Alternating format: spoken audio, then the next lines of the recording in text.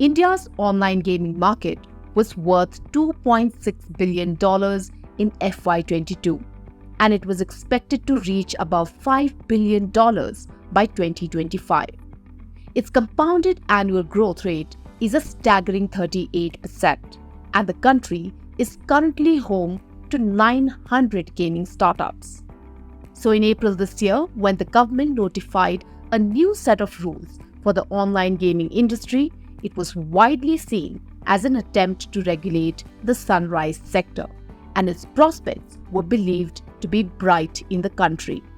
But on Tuesday, the 50th GST Council meeting announced to levy a 28% tax on the total entry amount for online gaming. It is being seen as a major blow for the burgeoning industry. It comes at a time when the Indian gamer profile was evolving. Deloitte says that nearly 40% of gamers today are women, and there has been a rapid growth of gamers in the 30+ years category. Mobile is a dominant platform preferred by 98% of gamers. A large chunk of these new gamers also includes middle and upper middle class players who feel confident in making small and casual investments in online gaming, thanks to the increasingly lowering threshold of entry fees for online games. An estimate by the All India Gaming Federation says that over 50,000 direct jobs have been created by the sector so far, with the expectation that over 350,000 direct jobs and 10 lakh indirect jobs by 2028. So why did the government take this step? The reason why probably they would have gone down this mode is there was no consensus at the GOM level with regard to how this particular industry has to be taxed. So they went with the popular opinion across the constituents of the GST Council that how this industry should be taxed at an overall level, keeping in mind the challenges which as a government is facing from several online companies and several online gaming companies. This industry is viewed with the mindset that maybe this is something which needs to be discouraged as a activity per se.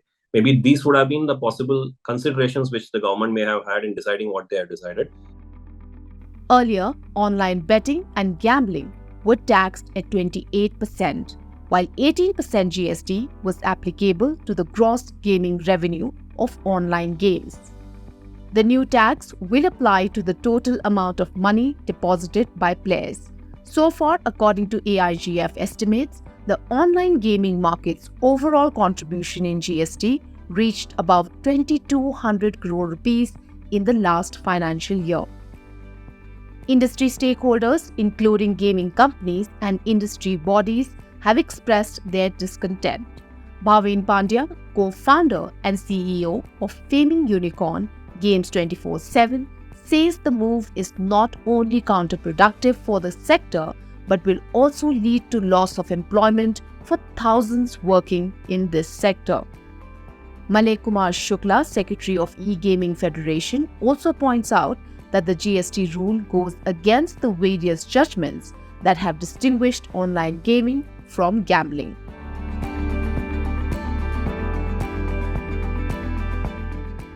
What then might be some of the immediate and specific impact of this new GST rate on the gaming ecosystem?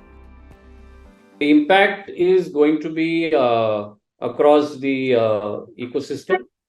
So just to lay out certain facts here, on the gaming company or platform, the impact will be an upside of 1100% if the valuation moves from the GGR, present level GGR, to the face value as was indicated in the press conference yesterday. For the online gamer, it is going to be 300% or 3 times more expensive for him or her to participate in a game. The GST applicable of 28% would be more than the revenue of gaming platforms. This rate being charged at 28%, I think the industry was more or less ready to accept that. But what in fact has been, as you call it, a killer blow, has been the entire 28% on what it applies. The industry has been paying GST only on the platform fee or the GCR that they call it. But now, with this change, the industry would be required to pay 28% GST on the entire money that they receive from their customers, which means the entire gross value that the gaming companies receive, from which they also get their platform fees, the entire thing would be subject to a 28% levy by treating it as 128%, which will sort of impact the participants to think whether they want to participate, and as a result impact the investments that are lined up for this sector. The overall growth and popularity of this particular sector can take a beating. So what's next for the gaming industry? What is the way forward in face of the GST roadblock?